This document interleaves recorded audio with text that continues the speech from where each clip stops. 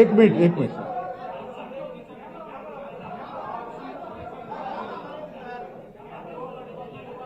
सीटों की संख्या और सरकार बनाने के बाद मिनिस्ट्री का बंटवारा दोनों यूनिट्स हमारे साथियों के साथ बैठकर बाद में तय करेंगे। யார் யாருக்கு எத்தனை தொகுதிகள் என்பதும் வெற்றி பெற்ற பிறகு எப்படி அவங்க ஆட்சியில் பங்கு பெற போகிறார்கள் என்பதெல்லாம் பின்னாடி தான் பேச போறோம். இப்ப அது பேசு பொருளாக இல்லை. एक सेकंड சார் சொல்லுங்க சார்.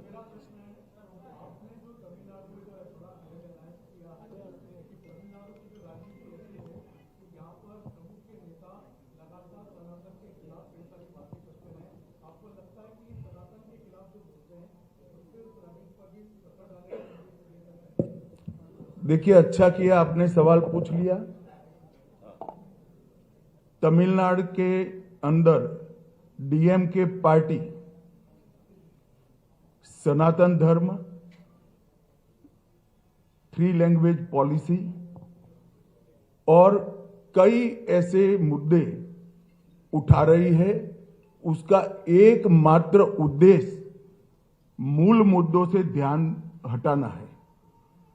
அதாவது திமுக சர்க்கார் தமிழ்நாட்டில் சில முக்கியமான பிரச்சனைகளை தொடர்ந்து எழுப்பிக் கொண்டிருக்கிறார். அது சனாதனமாக இருக்கட்டும், மும்மொழி ஆகட்டும், டீலிமிட்டேஷன், இது போன்ற பல பிரச்சனைகளை எழுப்பிக் கொண்டிருக்கிறார்.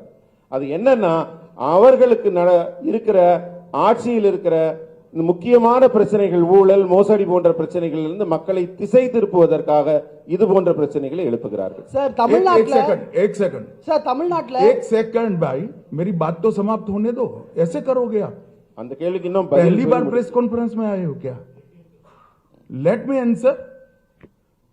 तमिलनाडु का चुनाव आने वाले दिनों में डीएमके सरकार के घनघोर करप्शन, लॉ एंड ऑर्डर का इश्यू, दलितों पर अत्याचार और महिलाओं पर अत्याचार के आधार पर तमिलनाडु की जनता वोट करने जा रही है। வரப்போகிற தேர்தல் எப்படி இருக்கும் என்றால், திமுகவின் மிகப்பெரிய மோசடி ஊழல்கள் பற்றியும், அதே போல சட்டம் ஒழுங்கில் இருக்கிற ஆபத்தை பற்றியும், தலித் மக்கள் மீது தொடுக்கப்படுகிற தாக்குதல்கள் குறித்தும், பெண்கள் குறித்து இருக்கிற ஆபத்து, பெண்கள் மீது தொடுக்கப்படுகிற தாக்குதல் குறித்தும், இது போன்ற திமுகவின் செயலிழந்த தன்மைதான் திமுகவுக்கு இந்த முறை தேர்தலில் மிகப்பெரிய பேசு பொருளாக இருக்கு। डीएमके सरकार ने 39,000 करोड़ के शराब घोटाला, sand mining scam, energy scam, ELCOT scam, transport का scam, money laundering scam, nutrition kit scam, free dhoti scam, cash for job, red sand smuggling और मनरेगा स्कैम। इसके अलावा भी बहुत सारे स्कैम का जवाब पहले तमिलनाडु की जनता को देना चाहिए। तमिलनाडु की जनता स्टालिन और उदयनिधि से एक करप्शन का जवाब मांगती है। இந்த தேர்தலில் திமுக மக்களுக்கு பதில் சொல்ல கடமைப்பட்டிருக்கிறது। தமிழகத்தின் முதல்வராகிய ஸ்டாலின் அவர்களும் துணை முதல்வர் உதயநிதி ஸ்டாலின் அவர்களும் அந்த ஊழல் स्कैम के नाम पढ़ो।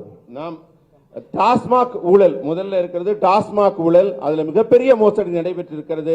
அதே மாதிரி 39,775 கோடி அந்த மோசடி நடைபெற்றிருக்கிறது। அதே மாதிரி மணல் இங்கிருந்து கொள்ளை போகிறது, அது 5,800 கோடி ரூபாய்க்கு மேல் அந்த மோசடி இருக்கிறது। எனர்ஜி, மின்சாரம், அந்த நிலக்கரி, இது போன்ற ஊழல்கள் 4,400 கோடி। எல்காட் நிறுவனத்தில் நடைபெற்றிருக்கிற அரசு நிறுவனத்தின் பங்குகள் விற்பனை மூலம் மோசடி 3,000 கோடிக்கு மேல் இருக்கிறது। போக்குவரத்து துறையில் நடைபெற்றிருக்கும் ஊழல் 2,000 கோடிக்கு மேல் இருக்கிறது। பண மோசடி, மணி லாண்டரிங்ல 1000 கோடிகளுக்கு மேலே ஊழல் நடைபெற்றிருக்கிறது। அதே போல ஊட்டச்சத்து கிட்டு வழங்குறதுல 450 கோடி। அதே மாதிரி இலவச வேட்டி சேலை, அரசு வேலைக்காக பணம் பெறுவது, செம்மண் கடத்தல் என்று திமுகவின் மோசடியில மன்ரேகா ஸ்கீம் சொல்ற அந்த கிராமப்புற வேலைவாய்ப்பு திட்டத்தில் கூட மிகப்பெரிய ஊழல், ஒரு தனிநபருக்கு கிட்டத்தட்ட 45,000 ரூபாய்க்கு மேலே மோசடி நடைபெற்றிருக்கிறது। இதற்கெல்லாம் பதில் சொல்லும் நிலைக்கு இந்த முதல்வரும் துணை முதல்வரும் மக்களுக்கு பதில் சொல்ல கடமைப்பட்டுள்ளார்கள்। பிரதர் ஒரு நிமிஷம், நீங்க எந்த மீடியா இருந்தாலும் சரி ஒருத்தருக்கு வாய்ப்பு கொடுக்க விட உங்க பேரு உங்க மீடியா சொல்லிட்டு अरे भाई questions கேளுங்க. ओ रहने दो ना। சொல்லுங்க, அடுத்த கேள்வி கேளுங்க. சொல்லுங்க தம்பி. தமிழ்நாட்டில் நீட் தேர்வு ஒரு பெரிய பிரச்சனையா இருக்கு. இந்த நீட் தேர்வுல வந்து திமுக தொடர்ச்சியா அதுல வந்து பிரச்சனை பண்ணிட்டு இருக்காங்க. அண்மையில கூட ஒரு அசம்பிளி பார்ட்டிஸ்ல எல்லாம் கூப்பிட்டு அவங்க ஒரு ரெசல்யூஷன் போட்டுட்டு இருக்காங்க. இந்த மாதிரி விஷயங்கள்ல தமிழ்நாட்டுக்கு பிஜேபி டெட் அகைன்ஸ்டா இருக்கு அப்படின்றத ஃபீல் பண்றாங்க. ஸோ உங்க அலையன்ஸ் இதுக்கு எப்படி பதில் சொல்வீங்க? नीट का इश्यू तमिलनाडु में बहुत बड़ा समस्या देखिए बना है। नीट का इश्यू भी ये लोग ध्यान भटकाने के लिए खड़ा कर रहे हैं और डीलिमिटेशन का इश्यू भी ये लोग ध्यान भटकाने के लिए खड़ा कर रहे हैं। மக்களின் கவனத்தை திசை திருப்புவதற்காக மட்டுமே நீட் டீலிமிட்டேஷன் போன்ற பிரச்சனைகளை திமுக பயன்படுத்துகிறது.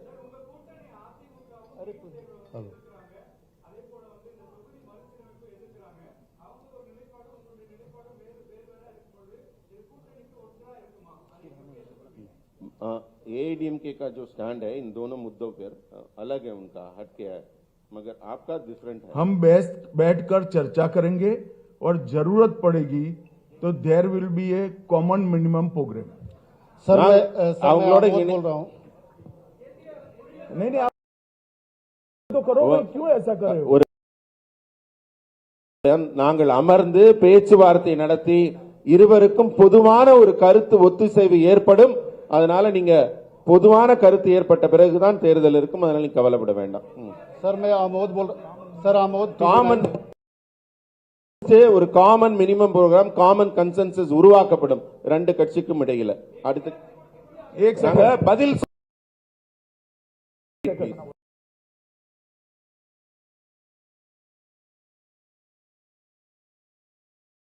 கேள்வி பதில் சொல்லி முடிச்ச பிறகு கேள்வி கேளுங்க. பதில முழுமையா வாங்குங்க. then you ask question.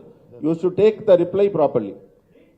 Sir sir sir मैं आमोद मैंने नीट के बारे में ही कहा, शायद आपने सुना नहीं। நீங்க सर சொல்லுங்க. सर मैं ट्रांसलेशन அதுக்கு அதே கேள்வி கேட்கறீங்க, அதுக்கான பதில் சொல்லி ஆகிவிட்டது. பொதுவான கருத்து ஒத்துசைவு வந்த பிறகுதான் நடக்கும். सर मैं आमोद बोल रहा हूँ। आपने एक विषय कहा कि तमिलनाडु में करप्शन बड़ा इशू है, लेकिन उसको काउंटर करने के लिए बार बार भाषाई और डिलिमिटेशन का विषय लाया जा रहा है। कैसे काउंटर करेंगे? हम जो जनता के असली मुद्दे हैं उसको लेकर जनता के बीच में जाएंगे और मैं मानता हूं कि तमिलनाडु की जनता असली मुद्दों को जानती है और डीएमके से जवाब भी चाहती है। நான் தமிழ்நாடு மக்களை சந்திக்கும் போது தமிழ்நாடு மக்களின் உண்மையான பிரச்சனைகளை, அவங்க எந்த துன்பத்தில் இருக்காங்களோ அதை எடுத்துட்டு போவோம். மக்களுக்கும் மிக நன்றாக தெரியும் அவங்க பிரச்சனை என்னவென்று. அதனால மக்கள் பிரச்சனைகளை இந்த தேர்தலில் முன்னிறுத்துவோம். திமுக வந்து அவங்கள மாதிரி மடைமாற்ற மாதிரி கவன திருப்பு வேலைகளில் நாங்கள் ஈடுபட மாட்டோம். நேரடியான மக்கள் பிரச்சனைகளில் ஈடுபடுவோம். சொல்லுங்கண்ணா. सर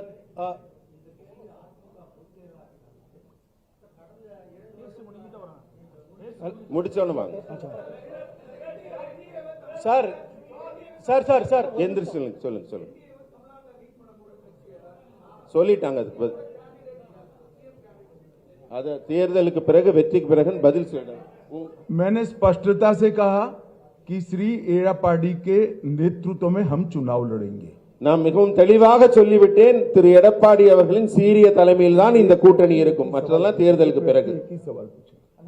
தயவு செஞ்சு புரிஞ்சுக்கங்க, உள்துறை அமைச்சர் அவர்களோ முன்னாள் முதலமைச்சர் இன்றைய எதிர்க்கட்சி தலைவர் அவர்களும் பொறுமையா உங்களுக்கு பதில் சொல்லிட்டு இருக்காங்க. ஒருத்தர் ஒரு கேள்வி முடிச்சதுக்கு அப்புறம் திரும்ப கேட்காதீங்க. 1 person 1 question. ஒரே நிமிஷங்கண்ணா. என்டிடிவி சாம் டேனியல் அவங்க இருக்காங்க, முதல்ல இருந்து நின்று இருக்கீங்க, கொஞ்சம் எந்திரிச்சு நில்லுங்கண்ணா, கேளு. अमीषा जी इधर से सर गृहमंत्री जी रविंद्र हूँ। एक सवाल डीएमके और दूसरे जो आपके विरोधी ये भी कह रहे हैं कि चुनाव से पहले एडीएमके के साथ आपका हुआ गठबंधन हुआ है, ये कितना अस्थायी होगा, इस पर संशय उठा रहे हैं वो लोग। देर इसीलिए लगी है कि गठबंधन अब परमानेंट रहने वाला है, इसमें कभी कोई दिक्कत नहीं आएगी। இங்க கூட்டணியில ஏன் தாமதம்ங்கிறீங்க? கூட்டணி மிக உறுதியான கூட்டணியாக அமைந்திருக்கிறது.